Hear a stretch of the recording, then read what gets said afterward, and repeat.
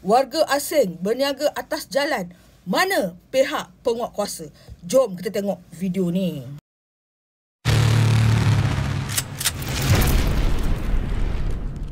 Korang tengok ni korang, selayang lagi.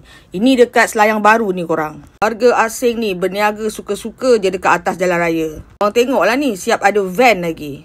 Sepah-sepah jalan raya dibuatnya. Bila ada abang ni datang sound, nak pula dia berkemas. Takut pula orang rakam. Tapi dah dirakam pun. Cuma tunggu pihak penguatkuasa bertindak je. Tapi bila lah agaknya penguatkuasa nak bertindak betul-betul Macam-macam sayur dia jual dekat situ. Ada terung lah, timun lah, tomato lah. Lepas tu dia pandang abang-abang tu macam tak puas hati. Sendiri buat salah, sendiri tak puas hati. Terang-terang dah memang salah berniaga macam tu. Bukan berniaga je, siap bawa van lagi. Tak ada lesen, tak tidak. Apa nak jadi selayang ni Apa nak jadi Macam makan biskut chips more. Hari ni makan, esok ada lagi. Hari ni makan, esok ada lagi. Ni tengok tu dekat Selayang Baru ni.